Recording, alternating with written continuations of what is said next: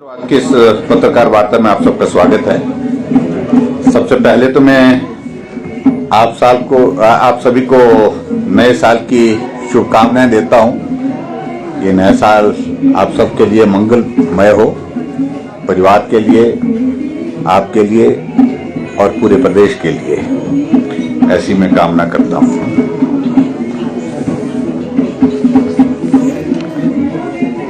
मित्रों, वर्ष 2024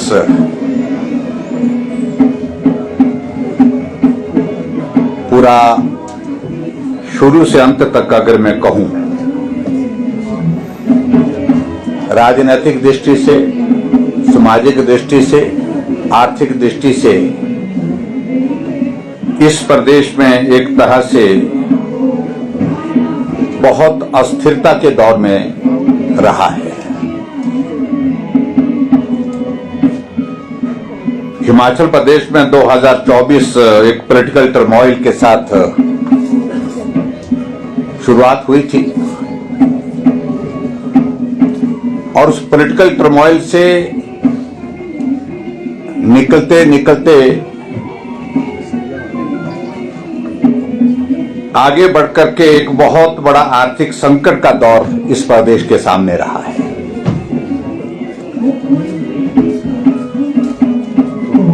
और उस दृष्टि से मैं कह सकता हूं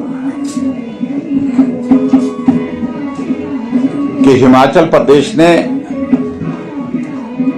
शायद कभी भी इस प्रकार का एक साल का कार्यकाल, जो बहुत बड़ी अस्थिरता के दौर में से राजनीतिक आर्थिक तौर पर देखा हो। और हिमाचल प्रदेश में जो सरकार का काम करने का तौर तरीका रहा है,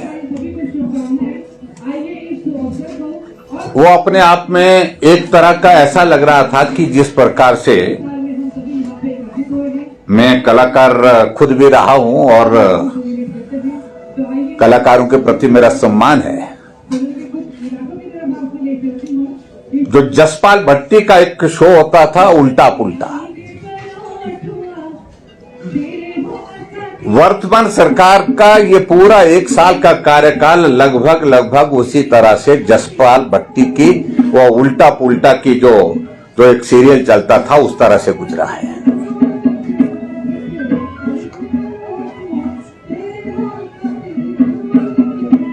मैं समझ सकता हूं कि हिमाचल प्रदेश में सरकार का पहला साल का कार्यकाल नए इनिशिएटिव के साथ होता है।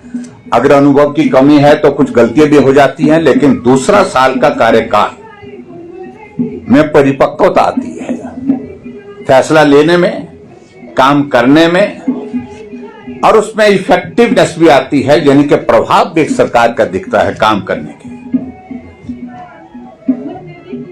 वो सारी चीजें इस एक साल के कार्यकाल में शून्य दिखी। बिना सोचे समझे फैसले लिए गए, फिर जब जगहंसाई हुई फैसले बदल दिए गए। और इस तरह से मैं कहूं 2024 का ये दौर, जैसे मैंने कहा, पॉलिटिकल टर्मोइल से शुरू होकर के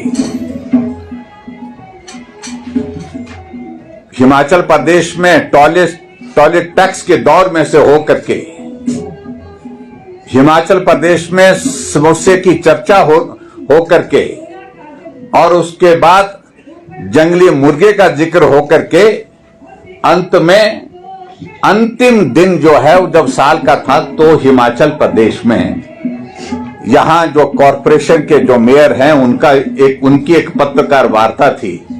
एक नए तरह का टैक्स का ऐलान किया और वो टैक्स का जिक्र करने में भी संकोच होता है सही मायने में,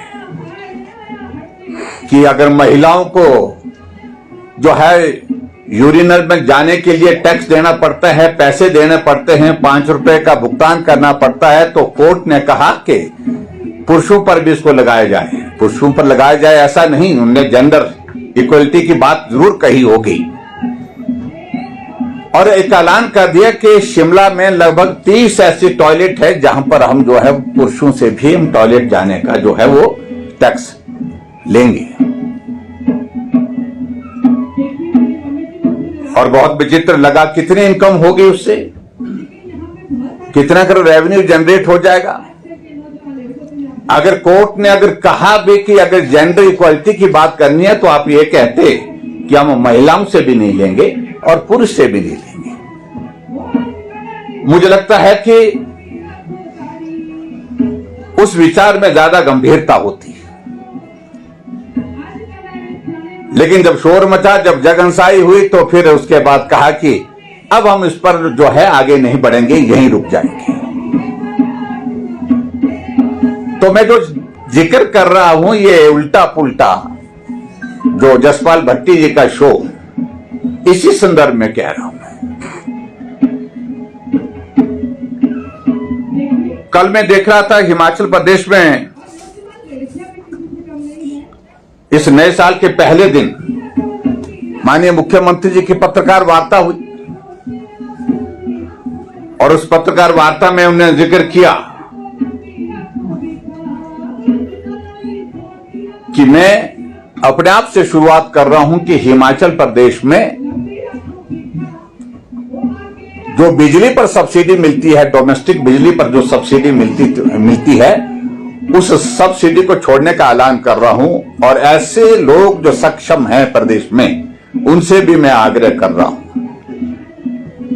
और इससे आगे बढ़कर के कहा, मेरे मंत्री, मेरे विधायक कोई भी जो है वो सब्सिडी नहीं देंगे, सब सब्सिडी छोड़ेंगे। बड़ा विचित्र सा ऐसा लगता है कि इससे पहले आपने जो घोषणा की थी, सही मायने में उनको याद लाना चाह रहा हूं मैं कि सत्ता में आने से पहले आपने गारंटी तो ये दी थी कि 300 यूनिट हम बिजली के फ्री देंगे। कोई कैटेगरी का जिक्र नहीं था उसमें, सबके लिए कहा कि 300 यूनिट बिजली, अमीर गरीब कोई भी व्यक्ति जो है जो खर्च करेगा उसको जो है बिजली हम उसको फ्री देंगे। पहली कैबिनेट की पहली बैठक में फैसला लेंगे। और इसी तरह की जो बाकी गारंटियों में उनका जिक्र करने में नहीं जाना चाहता हूं। हिमाचल प्रदेश का गांव में जो सरल और साधारण आदमी वो भी गारंटियों का जिक्र करता है, इसलिए मुझे लगता है कि उसमें उन गारंटियों का जिक्र करने की आवश्यकता नहीं। मैं आज इस बात को लेकर के आप सबके माध्यम से ये कहना चाहता हूं कि अगर हिमाचल प्रदेश कांग्रेस पार्टी को जनमत उन गारंटियों की वजह से मिला है, यह सच्चाई है। जो झूठी गारंटी दी है उन्होंने, उससे जनमत हासिल करने में सफल हुए। सरकार कांग्रेस पार्टी की बनी और 2 साल के कार्यकाल पूरा होने के पश्चात जो गारंटी दी है उसके विपरीत आप काम कर रहे हैं। जब उसके विपरीत काम कर रहे हैं तो मेरा यह कहना है कि जिस जनमत को आपने गारंटियों के बलबूते हासिल किया था, नैतिकता यह बनती है कि आप उन गारंटियों को जब पूरा करने से मुकर रहे हैं, उससे पाला झाड़ रहे हैं, तो निश्चित रूप से आपको त्याग पत्र दे करके नए जनमत के लिए जाना चाहिए। नए सिरे से जनमत हासिल करना चाहिए, क्योंकि आपने हिमाचल प्रदेश की जनता के साथ बहुत बड़ा धोखा किया है, झूठ बोल करके।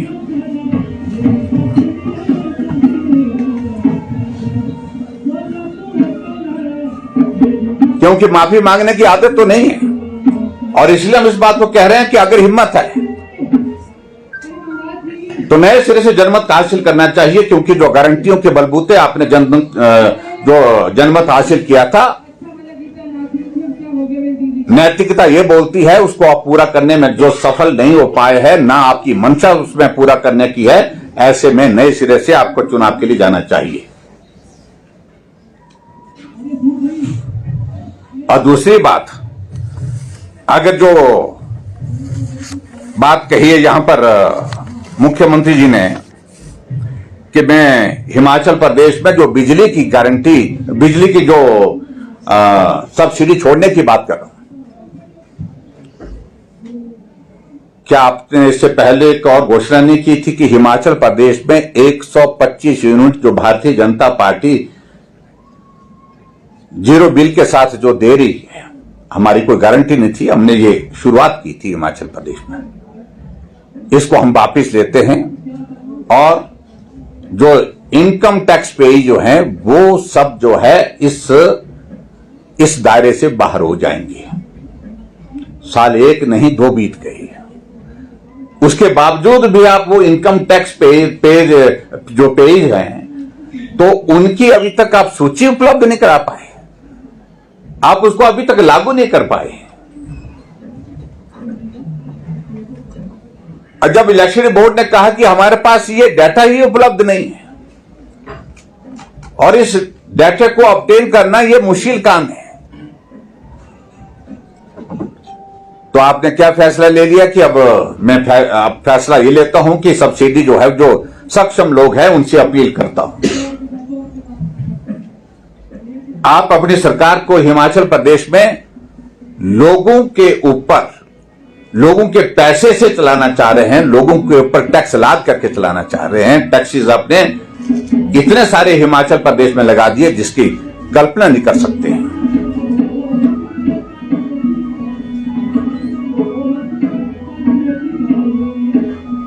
और मैं इस बात को थोड़ा सा ध्यान में लाना चाह रहा हूं आपके ध्यान में। इलेक्ट्रिसिटी बोर्ड में अगर हम बात करें तो लगभग 26 लाख के लगभग कंज्यूमर हैं, 26 लाख कनेक्शन है हिमाचल प्रदेश में। और उसमें अगर हम देखते हैं कि 0 से 125 यूनिट अगर खर्च करते हैं तो उस पर जो है वो जो सब्सिडी जो है वो 3 रुपए 53 पैसे, यानी कि 1 यूनिट पर जो टोटल जो कॉस्ट आती है वो हिमाचल प्रदेश में जो बिजली देने की जो है 5 रुपए 60 पैसे की, और उसमें से 3 रुपए 53 पैसे जो है उस पर आप ये दे रहे हैं, सब्सिडी दे रहे हैं। और इस तरह से सब्सिडी के बाद जो है 2 रुपए 7 पैसे आप जो है वो पर यूनिट के हिसाब से जो हिमाचल प्रदेश में 0 से 125 यूनिट के लोगों को दे रहे हैं। और दूसरा जो स्लैब है 126 यूनिट से 300 यूनिट का, और उसमें जो है सही मायने में जो कॉस्ट टोटल है वो पर यूनिट 6 रुपए है, और आपके सब्सिडी जो है वो 4 रुपए 17 पैसे वो पड़ती है। और उसके पश्चात जो है वो 300 यूनिट से ऊपर जो आती है उसमें जो सब्सिडी मिलती है वो 1 रुपए 3 पैसे मिलती है। 126 यूनिट से 300 यूनिट पर 1 रुपए 83 पैसे मिलती है, और 300 यूनिट से 1 रुपए 3 पैसे मिलती है। लेकिन जैसे कि आपको जानकारी है कि पिछले साल से इस सरकार ने इसको बंद कर दिया है। तो कुल मिलाकर के आप कितने कर जो है आपको इसमें आय होगी, और आपके कहने पर आपने प्रोफार्मा बनाया है, और उस प्रोफार्मे के आधार पर आपने कहा कि ये प्रोफार्मा दिया जाएगा, जो लोग छोड़ना चाहते हैं वो छोड़े, जो सक्षम लोग हैं उसे कितनी कर इनकम हो पाएगी। आप पहले तो स्पष्ट करें कि जो 125 यूनिट आपने कहा था कि जो हम इनकम टैक्स के स्लैब में जो आते हैं उनसे हम ये वापिस लेते हैं, उसका क्या हुआ, इसको स्पष्ट करें पहले। और दूसरा, उसके बाद आपने ये दूसरी जो घोषणा पिछले कल की है उसको इंप्लीमेंटेशन का क्राइटेरिया क्या होगा, किस प्रकार से होगे, और ये स्वेच्छा पर है या उसके बाद आप इसको फोर्स करेंगे, जबरदस्ती इसको लागू करेंगे, ये भी आप अपने आप को स्पष्ट नहीं कर पाए हैं। इस बात को लेकर के मैं ये भी जरूर कहना चाहता हूं। और हिमाचल प्रदेश में जो आप इस प्रकार के जो जिसको बोल सकते हैं कि गिमिक्स की पॉलिटिक्स, यानी कि इस तरह की आपने पहले भी अनाउंस किया कि हिमाचल प्रदेश में मैं घोषणा करता हूं, मेरे मंत्री मेरे सीपीएस जो है वो 2 महीने की सैलरी डेफर करेंगे, उसे हिमाचल प्रदेश को कितना फायदा हुआ? 2 महीने के डेफर करने के बाद तीसरे महीने उनने सैलरी ली कि नहीं ली? पूरे देश भर में इस तरह से चर्चा चलाई कि सैलरी छोड़ी नहीं है, 3 महीने की इकट्ठा ली है तीसरे महीने, यही है।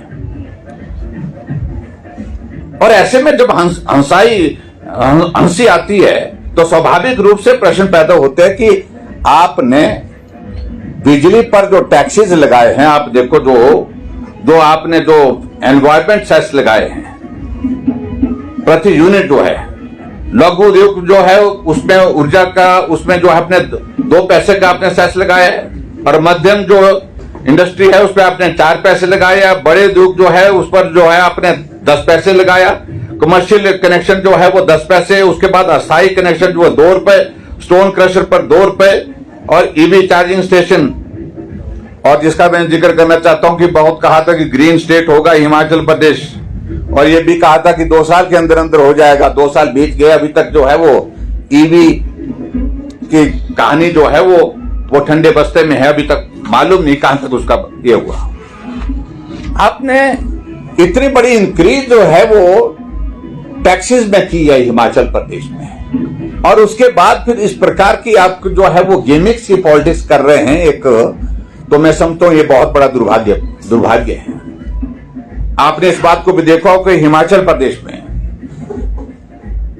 जल जीवन मिशन के अंतर्गत पूरे देश भर में सबसे बेहतर काम किया तो हिमाचल प्रदेश में। हर घर में नल और नल में शुद्ध जल, हमने इस काम को पूरा किया, हर घर में नल लगाए, और जैसे हमने हर घर में नल लगाए, सुख जी आए, हर घर में नल को गिनते रहे, गिनते जो है 100 रुपए के टैक्स के हिसाब से वहां पर आपने चार्जेस शुरू कर दिए।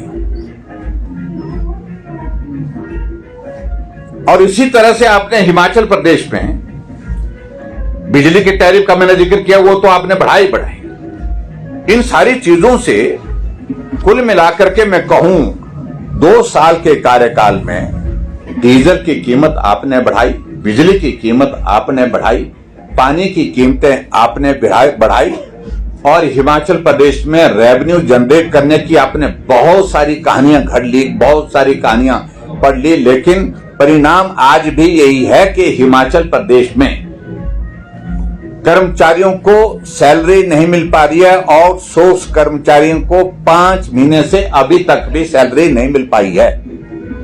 नई साल में उम्मीद कर रहे थे, लेकिन अभी तक नहीं मिल पाई है। और उसके अतिरिक्त हिमाचल प्रदेश में, पूरे हिमाचल प्रदेश में विकास के कार्य बंद पड़े हैं। हिमाचल प्रदेश में आपने 1865 इंस्टीट्यूशन जो है बंद कर दिए, जिसमें लगभग 1100 स्कूल प्राइमरी स्कूल हैं।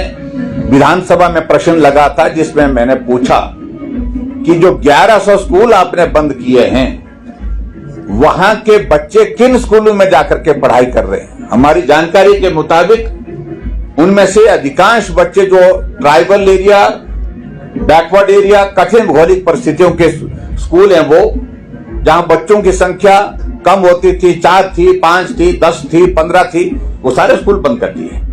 और उनमें से अधिकांश बच्चे पढ़ाई छोड़ने के लिए विवश हुए, क्योंकि हिमाचल के टफ टेरेन में जाकर के 4 किलोमीटर की दूरी पर वो बच्चे पढ़ाई करने के लिए प्राइमरी स्कूल के बच्चे नहीं जाते, क्योंकि उम्र छोटी होती है। उन सारे प्रश्नों का जवाब नहीं दे पाए, लेकिन उसके बावजूद इस प्रकार से जो वादे आपने किए थे, गारंटी दी थी, उन गारंटियों को आज भी हम पूछना चाह रहे हैं कि आपकी उन गारंटियों के बारे में जब आप पूरा करने की स्थिति में नहीं है, या तो आप माफी मांग लेते हिमाचल प्रदेश की जनता से।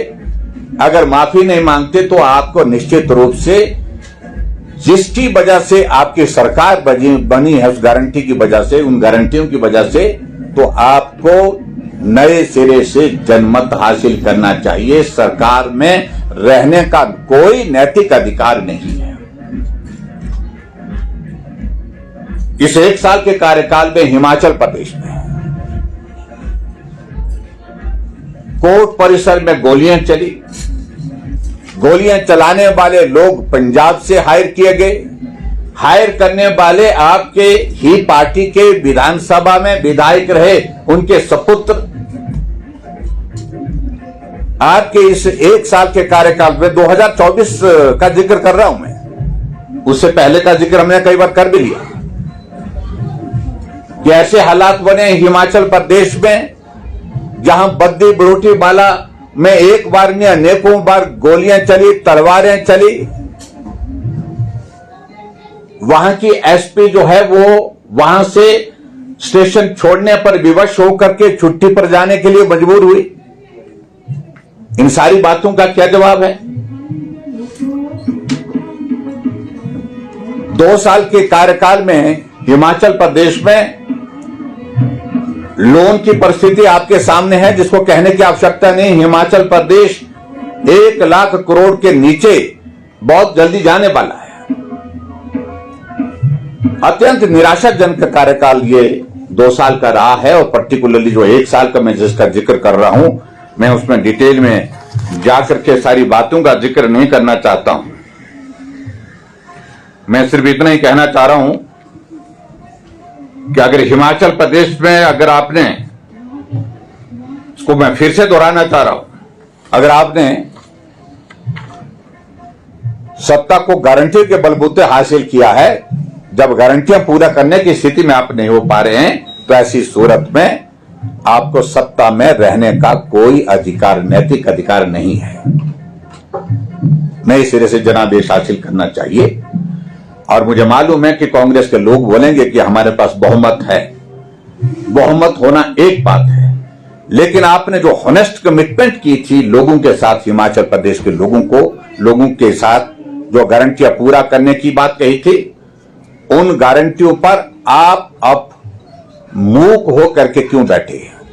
आप उनको पूरा करने की स्थिति में नहीं हो पा रहे हैं। और इसलिए मैं यही कहूंगा कि बहुत दुर्भाग्यपूर्ण स्थिति हिमाचल प्रदेश की ये रही है कि 2 साल के कार्यकाल में हिमाचल प्रदेश बहुत पीछे चला गया। एक मैं आपके सामने उदाहरण दे रहे हैं। जो रेवेन्यू की बात करते हैं, छोटी छोटी बात करते हैं, आपने देखा होगा कि हिमाचल प्रदेश में जो विधायकों को, मंत्रियों को जो सैलरी मिलती थी, वो उसमें जो टैक्स जो है उससे पहले जो है वो सरकार जमा करती थी। जो इनकम टैक्स लगता था उसकी अदायगी सरकार करती थी। और बतौर मुख्यमंत्री मुझे लगा कि ये एथिक्स के आधार पर जो है ये उचित नहीं है।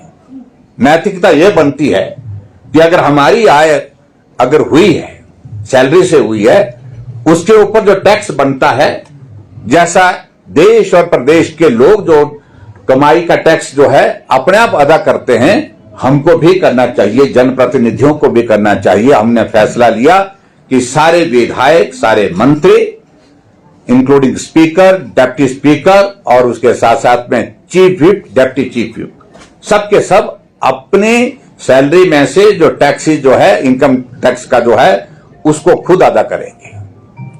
और मैं ये कहना चाहता हूं कि बहुत बड़ा फैसला था ये। आय कितनी हुई वो महत्व का विषय नहीं है, लेकिन एथिक्स का विषय है, नैतिकता का विषय है ये। और हमने इस बात को लेकर के ये मैं जरूर कहना चाहता हूं, स्पीकर को जो है वो पर ईयर जो है 5,21,110 रुपए जो है वो जो टैक्स जो है सरकार भरती थी, अब वो स्पीकर भर रहे हैं, अपने आप भर रहे हैं। डिप्टी स्पीकर जो है वो 4,93,792 रुपए जो है हर साल का जो टैक्स जो सरकार भरती थी, हमने इसका फैसला लेकर के अब जो है डिप्टी स्पीकर इस टैक्स की भरपाई अपने जो है वो अपने अकाउंट से करते हैं, अपने खाते से करते हैं, अपनी जेब से करते हैं। और इसी तरह से चीफ व्हिप और डिप्टी चीफ व्हिप 4,83,912 रुपए जिनको जो टैक्स पड़ता था, जो सरकार भरती थी पहले, वो भी अब जो है चीफ व्हिप और डिप्टी चीफ व्हिप जो है वो अपनी जेब से अदा कर रहे हैं। और उसी तरह से हिमाचल प्रदेश में जो विधायक है, इसके अलावा उनको 1,91,880 रुपए जो 1 साल का जो टैक्स जो है जिसको सरकार जमा करती थी, अब सभी विधायक अपने अकाउंट से, अपने पर्सनल अकाउंट से अपनी आय का जो है वो टैक्स जमा करते हैं। और मिनिस्टर जो है वो उनको जो है वो 7,15,000 रुपए जो टैक्स पड़ता था उनकी सैलरी का, और वो भी जो है वो स्वयं अपने अकाउंट से, अपनी जेब से वो खर्च कर रहे हैं, अपने अकाउंट से दे रहे हैं। और ये फैसला मैं समझता हूं chief minister, including chief minister भी।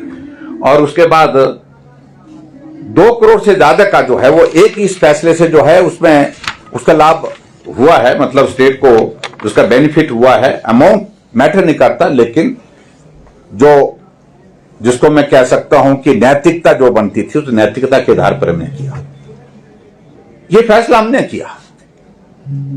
लेकिन जो आप फैसले कर रहे हैं उन फैसलों से हमें कतई भी अब भरोसा उठ गया है, सरकार से भरोसा उठ गया है, विश्वास उठ गया है। क्योंकि आप फैसला लेते हैं, आज लेते हैं, कल पलट जाते हैं। तो ये स्थिति हिमाचल प्रदेश की वर्तमान में है।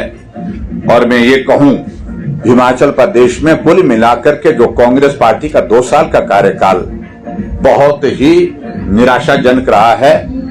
कानून व्यवस्था वो भी अस्त व्यस्त हुई है, और हिमाचल प्रदेश में व्यवस्था परिवर्तन के नाम से जो बात कहते थे, और व्यवस्थाओं का तो इस कदर पतन हुआ है जिसकी कल्पना नहीं आप कर सकते। अगर पूरा इस कार्यकाल को अगर हम कहें तो एक तरह का ये जो एक सीरियल जो होता है वो हास्य के लिए जो है वो मनोरंजन का, उस तरह का ये कार्यकाल हिमाचल प्रदेश का बीता है। और मैं इस बात को लेकर के मैं जरूर कहना चाह रहा हूं कि मुख्यमंत्री को इस बात को लेकर के जरूर विचार करना चाहिए। जो हमने कहा कि गारंटियों के बलबूते सत्ता हासिल की थी, गारंटियां पूरा करने में आप जो है सफल नहीं हो पाए, और इसलिए नैतिकता ये बनती है कि नए सिरे से जनादेश दें। धन्यवाद। सर, जो बिजली सब्सिडी की आपने बात की, ये 300 यूनिट देने की बात की थी, जो है वो भी अब कह रहे हैं कि साधन संपन्न लोग छोड़ दें उसको, तो इसमें आपका और आपकी पार्टी का स्टैंड क्या है? उन्होंने देखिए अभी तक जो है ना प्रस्ताव रखा है, हम अपनी पार्टी में सारी चीज को लेकर के विचार करेंगे, और विचार करने के बाद हम फैसला करेंगे। सर, धर्मपुर क्षेत्र में जो अवैध कटान हुआ है, बीजेपी ने उसके लिए जांच कमेटी का गठन भी किया था। अब बीजेपी इसमें किसे मान रही है कि किसकी शय पर ये सब हो रहा है? देखिए मैं उस बारे में सिर्फ इतना ही कहा मुझे कि विधानसभा के सत्र के दौरान ये मामला अखबारों में आया, और जब अखबारों में आया तो जब हमने सूचना इसकी लेने की कोशिश की तो मालूम पड़ा कि बहुत बड़ी मात्रा में वहां पर जो है वो बालन जिसको बोलते हैं फ्यूल वुड जो है वहां पर इकट्ठा की गई है। किसके यहां से वो लाई गई, क्या फॉरेस्ट डिपार्टमेंट उसको कर रहा है या कोई और कर रहा है, इसके बारे में कोई जानकारी नहीं। कमेटी वहां पर गई है और प्रथम दृष्टि में यही पाया जाता है, वही देखने को मिला है कि बड़े स्तर पर, बहुत बड़े स्तर पर जो है अवैध कटान हुआ है और उनको राजनीतिक संरक्षण हासिल रहा। और इसमें पीछे जो है अभी रिपोर्ट जब आएगी तो तब सारी चीजों की जानकारी इसमें मिलेगी।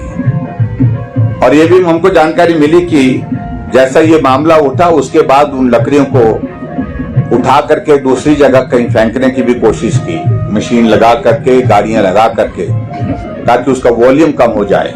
तो सारी चीज को लेकर के सरकार जवाब देगी आने वाले समय में। लेकिन फिलहाल हम इतना ही कहना चाह रहे हैं कि अभी कमेटी वहां पर विजिट करके आई है और उसके बाद फैक्ट्स जो भी होंगे वो जानकारी जैसे पूरी आएगी उसकी रिपोर्ट आपको दी जाएगी। आप पुनः जनमत की बात कर रहे हैं, क्या नए साल में भाजपा फिर से सरकार की अस्थिरता का इशारा? देखिए अस्थिरता के नहीं, नैतिकता है तो उनको सीधा मैं कह रहा हूं कि जो कहा था वो नहीं कर पाए, जिसके आधार पर जनमत मिला था, जिन गारंटी के आधार पर वो पूरा करने में वो सफल नहीं पाए हैं, तो ये जनता के साथ धोखा है और उनको जनता के बीच में जाकर के नए सिरे से जनमत हासिल करना चाहिए अगर नैतिकता है तो। क्या भाजपा दोबारा सरकार बनाने का दावा? नहीं, दावा हम नहीं कह रहा, हम तो कह रहे हैं कि नए सिरे से अगर हिम्मत है तो उसमें जनमत पे जाना चाहिए। उसके बाद जिसकी जिसकी सीटें ज्यादा आएंगी, जिसको बहुमत मिलेगा, उसकी सरकार बनेगी। पिछले कल मुख्यमंत्री ने बिजली पर जो सब्सिडी छोड़ी थी, एक चर्चा हो रही है कि सरकार ने कांगड़ा में एक बड़ी कंपनी का जीएसटी माफ किया है बड़े स्तर पर। क्या विपक्ष के ध्यान में वो विषय है? और अगर वो विषय ध्यान में है तो क्या विपक्ष कोई अगर कार्रवाई करेगा? नहीं, उसकी हम जानकारी हासिल कर रहे हैं। चुनाव होगा तो कितनी सीटें जीत जाएगी? नहीं, देखिए, हम तो ये कह रहे हैं कि नए सिरे से जनमत हासिल करना चाहिए, अगर थोड़ी भी नैतिकता कांग्रेस पार्टी में, कांग्रेस के नेताओं में है। सर, कांग्रेस जितने भी नेता है सारे कह रहे हैं कि मदद नहीं मिल रही है केंद्र से। अभी उन्होंने कहा कि सुप्रीम कोर्ट का दौरा करेंगे। आप विधानसभा में थे धर्मशाला में, वहां भी उन्होंने कहा कि अगर जो भी करना करें, लेकिन वो सरकार में है, वो